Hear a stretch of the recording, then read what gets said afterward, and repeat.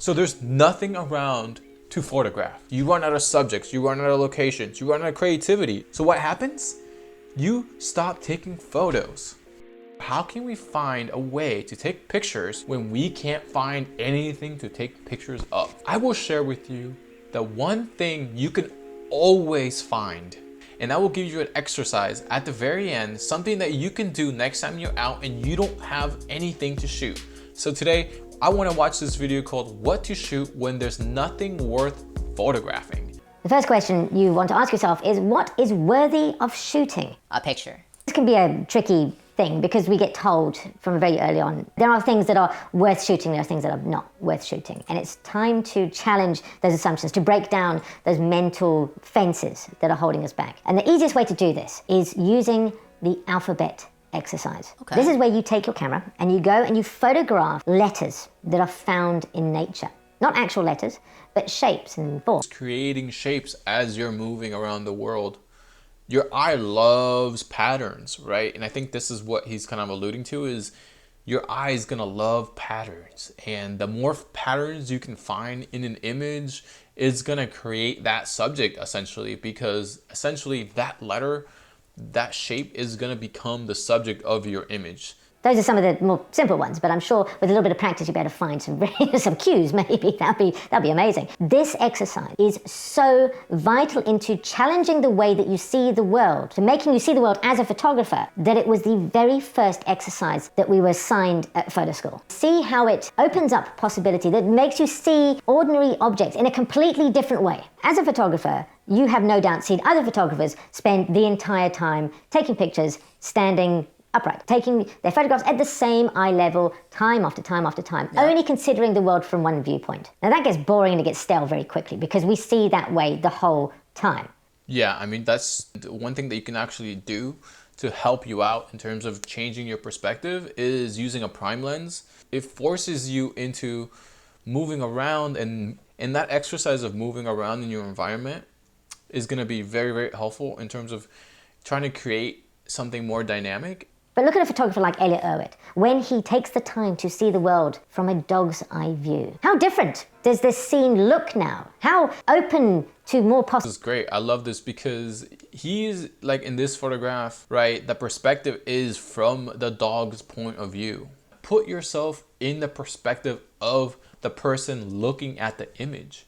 So for example, this one, it would make no sense for you to shoot this dog from a higher angle, because it's almost like, okay, this is what a person would see, right? And if you're trying to create the emotion of like the world is giant, right? And this is what the dog, it feels, this is what the dog looks at, right? You have to get lower to the ground like this image, right?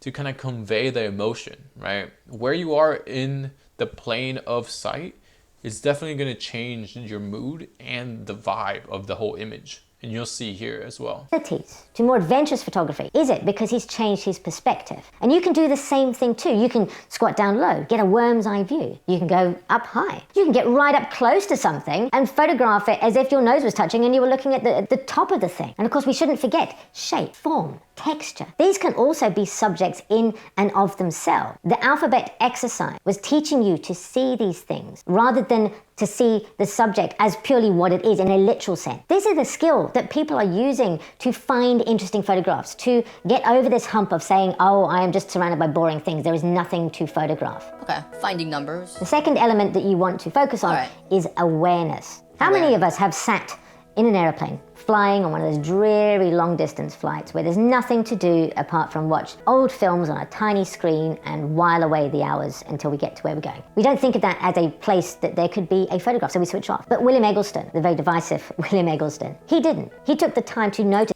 Yeah, I mean, the more you take pictures, the more your brain will kind of just want to take pictures, right?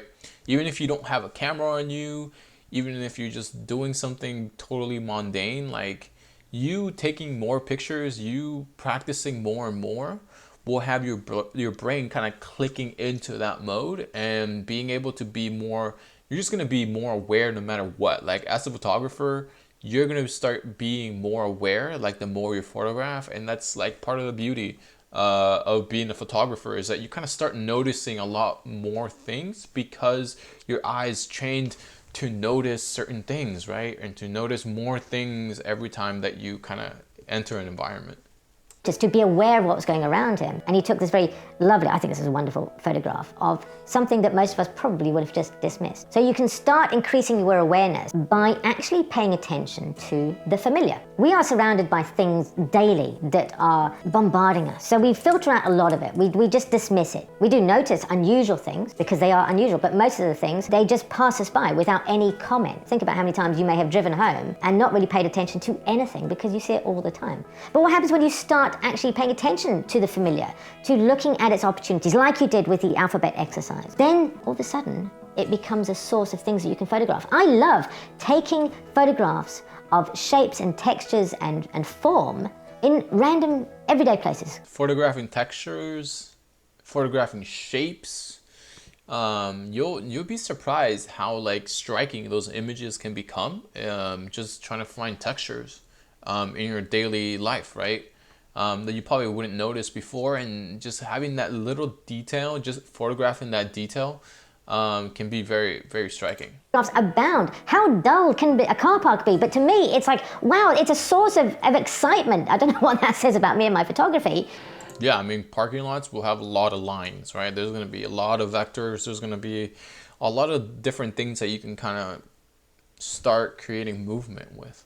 But how many people would stand in the car park saying there's nothing to shoot here? So be aware of what is around you. Light, that is at the heart of photography, isn't it? That the light is so important to photographers, but we tend to think of it simply as a way of illuminating the subject, that it's there to allow us to see what is we're photographing and to make it look pretty. But what happens when you think about light itself as a subject? And of course, with light comes shadow. So many amazing photographs have been comprised simply from light and shadow.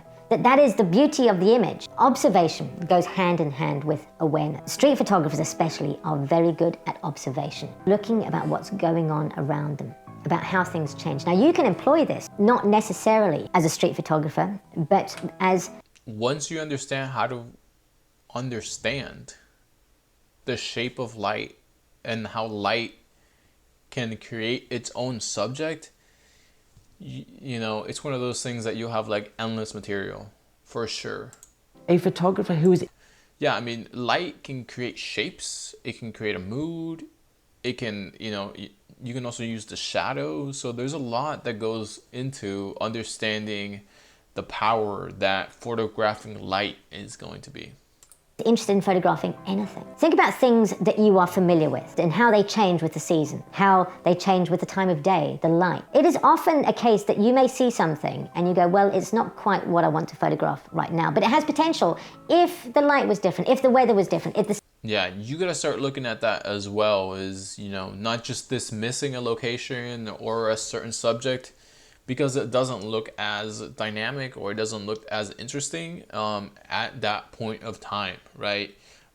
You being able to create like a data bank of places or things in your environment to come back to is gonna be really, really, really awesome later on. And you just kind of start saving those things. You take the picture, like if you're there and you're like, you know, this is not quite what I was looking for because I wish this and this was there. Just, I would say, take the picture, right? And keep a note and be like, you know, next time for the fall or for the winter, I want to come back because I think that the light is going to be this way, right? The colors are gonna start changing, right? And coming back, it's not like you go and photograph one place and then you'll never go back to it, right? Every time of the year it's going to be different. So just keeping notes in terms of, can you come back to this place and make it better, is definitely going to help you create a more dynamic image later on. The season were different, the time of day were different. So as you learn to observe the things that are around you, the things within your own house, how the light plays across a room at different times of day, then you are tapping in once again to this idea of finding photographs where other people might say, hey, there is nothing to photograph here because it's boring and I need to go somewhere exciting. I need to go somewhere Instagram worthy. So the next time that you are out having a coffee, doing something, whiling away the time, take a moment to observe what's going on, to be aware of what is around you, If you have a camera with you, take some pictures just randomly. Don't worry about it too much. And we'll talk about why that's important in a second. Just be in the moment. Start tuning in to the idea of what is around you, what's happening, what could happen. And then you are starting to see the world again as a photographer rather than just a passive observer. So when you're doing all of this, it is crucial that you don't overthink it. Don't worry about what the photograph's going to look like. If something interests you, just take a picture. Exactly. I mean, you're not shooting film, I'm guessing. So if you're like that split second, you're like, I want to take the picture, just do it, right? Just take the picture. Later on, you can be like, am I going to share this or not? I don't know. It doesn't really matter, right? The exercise of you just taking the picture and having that split second of creation is definitely going to compound, over time for you to like just improve. Be reactive. Just be instinctual. Get over this thing that tells you that this is not a proper thing to photograph. Just photograph it and see what happens. Come back to the images later on. Go through them and see, okay, well, that didn't work, that didn't work, that didn't work. But there's something in there. Yeah, so sometimes you'll shock yourself later on when you look at a street, like a whole folder of pictures, right? And it's something that might not have captured your imagination right away. And because you took that picture, right, you kind of, as you're going, you have like a slight bias. You have a slight kind of focus when you're going out. You're like, I kind of have an idea of what I want. So sometimes when you take those like sporadic pictures, later on when your brain is just clicking a little bit different, it's going to be like, oh, whoa, this is actually really cool. And I've found myself, finding a lot of pictures that I really kind of thought were throwaways and actually end up being some gems. Here's one of them right here. So I went to the location. It was one of the images that I kind of just, didn't really think much about. And then later on, I was like, you know what? This is actually not bad. Like, there's a lot going on here.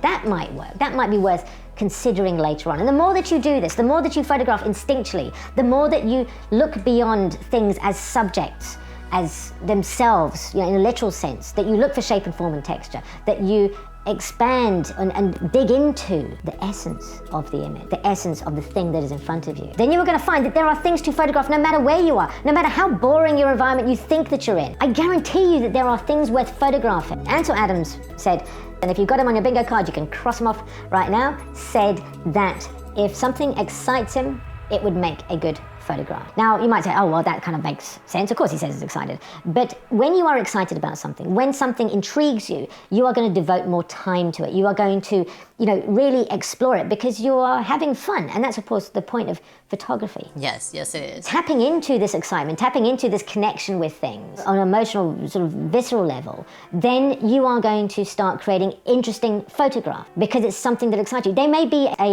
a hobby that you have beyond photography that you are interested in. You may like gardening. You may love the shape of tomatoes. You may love the color. You may love peppers. Look at all the older photographers who were exploring with things like shape and form and texture were also interested in the objects themselves. Edward Weston, him photographing the peppers. And if you look closely at the peppers, there's more than just the shape and the form. There's also suggestions in there of other things. I'd like to see if you can sort of jump into and think about the things that maybe have excited him in there. Now, the astute amongst you may have noticed that E is missing. And E is for experimenting. E is for just exploring your photography, to seeing what comes up. So the fact that you are out there taking pictures is exploring and will benefit you in the long run, right? So yeah, exploring in terms of like where you are, right? The settings that you're using, the time of day, right? There's so many factors that you can change that will kind of start creating different images. So kind of exploring your camera, exploring your aperture, exploring shutter speed, exploring focal length, right? There's a lot of different things that you can start doing to kind of start experimenting. And from those exercises, you might find a subject or a thing that you love to photograph from those exercises because you'll be focused on like a certain thing and it'll create that intrigue, that interest, right? That later on you can start photographing that particular subject more and more. I was talking recently with a person who I mentor, and they were showing me abstract photographs that they were trying out and exploring the world in a different way. And they were so exciting to see. I loved the way that he was going in a direction that was uncomfortable for him, but he was trying things out, and beautiful photographs with the result. So take that, explore different processes, explore different approaches, explore lying on the floor. Ask yourself what happens if I try this? And just being intentional when you go out, right? Don't wait till you're there to figure out how you're gonna start creating something different, right? Don't be kind of prepared before you go and go like, okay, this is how I want to change the way I photograph. This is something that I want to try out. Don't wait until you're there to figure that out. Just as you're driving there, before the day before, right? Write it down. Put it on your phone or something like that. Don't wait till you're there. Because once you're there, your brain is going to start working a little bit different. So finding ways to be more creative or changing your perspective before you get to the location is going to definitely help. You may surprise yourself. And if you'd like to improve your visual language skills, I have a course that I've linked to in the description box below, which will help you do just that. So click on the link below and start improving your photography. That was awesome. That had a lot of different ideas in terms of finding more things to photograph. The video was what to shoot when there's nothing worth photographing by the photographic eye. So if you haven't checked out this video, go over here and go give it a like. So what do I do when I need to find something to photograph? Something that I do and practice is forcing a perspective or a composition when I'm out shooting. Trying to force a perspective into your scene is going to allow you to move around and kind of see things a lot differently. I might say, okay, today I'm going to be trying to focus on having my subject be in the center of the frame, right? And kind of focusing your attention in terms of how can I find things to place in the very center that would actually make this image look great. The other great composition to take a look at is the golden ratio, which is something your eye loves to see. Force your perspective to kind of look in terms of where can I find golden ratios and how can I find a subject to kind of have this emphasize, right? Finding things in threes. Your eye loves patterns, and the pattern of finding 3 different things, it's gonna create an image that your eye is gonna automatically want to look at. So forcing your eyes to look for these 3 different patterns will have you creating much more dynamic images. It's a great exercise. It's something that I use once I figure out what to take a picture of. I figure out, okay, this is the picture that I want. And then later on, I put on these compositions. And you'll see as you go, the more and more you practice these compositions, the more likely you are to use it when you're not even thinking about it, right? Your eye already loves these shapes. They love this composition. So practicing compositions from the very beginning and have that be in the forefront of your mind, right? Will actually, you almost do it instinctually later on, right? So it's not only gonna like improve your photography later on, but it's gonna help you find things to photograph.